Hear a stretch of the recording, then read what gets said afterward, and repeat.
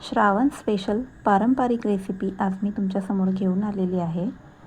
रबडीदार आणि रसरशीत अशी गव्हाची खीर कशी बनवायची ते मी तुम्हाला दाखवणार आहे. तर चला रेसिपीला सुरुवात करूया. तर इथे बघू शकता तुम्ही आपली खीर कशी छान तयार झालेली आहे. तर इथे मी गहू घेतलेले आहे. गहू आपल्याला रात्रभर भिजायला घालायचे आहे. तर हे बघा, हे गहू मी रात्री भिजायला घातलेले होते आणि आता हे भिजलेले आहे आपले गहू. आणि इथे काजू, बदाम आणि मनुके घेतलेले आहे ड्रायफ्रूटमध्ये. थोडंसं खोबरं घेतलेले आहे, पातळ काप करून घेतलेले आहे खोबऱ्याचे. विलायची पावडर आणि गूळ देखील इथे घेतलेला आहे, साहित्यात राहिला होता दाखवायचा. तर सगळ्यात आधी आपल्याला गहू, जे भिजवलेले गहू आहे ते कुकरमध्ये आपल्याला शिजवून घ्यायचे आहे. ह्याच्यामध्ये पाणी घालायचं आहे आणि कुकरमध्ये आपल्याला एक 7 ते 8 शिट्ट्या करून घ्यायच्या आहे, म्हणजे गहू छान शिजले जातील. तुम्हाला जर लगेच इन्स्टंट करायची असेल खीर तर तुम्ही गहू समजा 1 तास पाण्यामध्ये भिजत घालून मग मिक्सरमध्ये फिरवून घेऊ शकता. तर इथे आपले गहू शिजून झालेले आहे. आता मी हे मिक्सरमध्ये फिरवून घेत आहे. आता मिक्सरमध्ये फिरवत असताना खूप असे बारीक नाही करायचे गहू, असे फक्त तुटले गेले पाहिजे, तुकडे झाले पाहिजे गव्हाचे, असे आपल्याला जाडसरच ठेवायचे आहे. आणि इथे कढईमध्ये तूप टाकलेलं आहे, 1-2 चमचे. तूप गरम झालं की त्यामध्ये आपल्याला ड्रायफ्रूट घालायचे आहे, काजू, बदाम. तुपामध्ये छान असे फ्राय करून घ्यायचे आहे. त्यानंतर इथे खोबऱ्याचे जे काप करून घेतलेले होते पातळ, ते देखील मी इथे घातलेले आहे. तुम्हाला हवं तर तुम्ही खोबरं इथे गहू शिजवताना घातले तरी देखील चालणार आहे,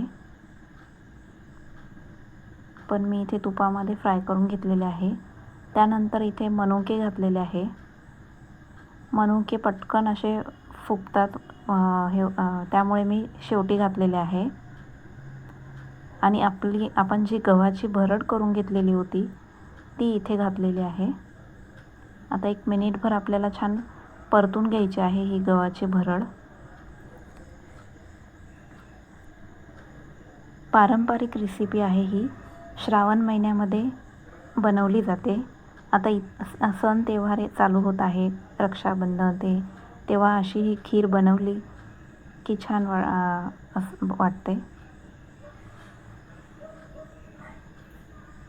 तर हे गहू आपले छान परतून झालेले आहे.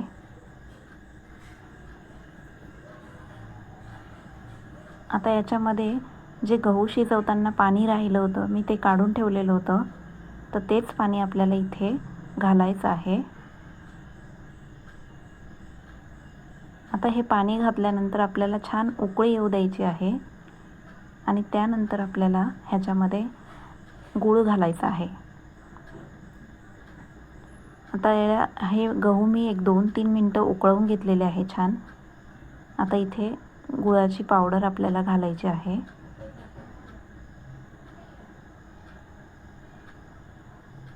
साधारण 1 वाटी गुळाची पावडर मी इथे घेतलेली आहे. आता गूळ घातल्यानंतर देखील आपल्याला थोडं गहू अजून थोडे शिजवून घ्यायचे आहे, एक 5 ते 10 मिनटं.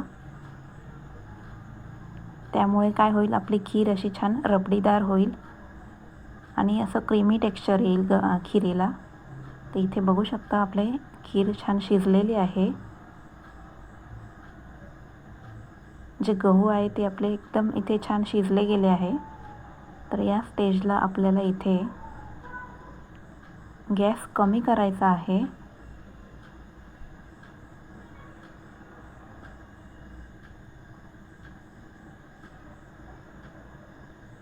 आणि त्यानंतर आपल्याला इथे दूध घालायचं आहे. तर दूध हे थोडं थोडं घालून हलवत राहायचं आहे सारखं कंटिन्यू. त्यामुळे काय होईल, आपलं दूध फाटणार नाही. आणि तुम्हाला जर हवं असेल तर तुम्ही ही खीर फक्त गूळ घालून शिजवून ठेवू शकता, आणि जेव्हा खायची असेल तेव्हा थोडी थोडी काढून तुम्ही अशी दूध घालून गरम करून खायला घेऊ शकता. आता इथे वेलची पावडर घातलेली आहे.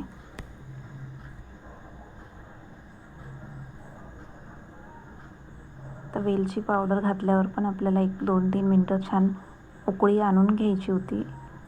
इथे मी छान शिजवून घेतलेली आहे खीर आणि एका भांड्यामध्ये काढून घेतलेली आहे. तर बघू शकता मंडळी, तुम्हाला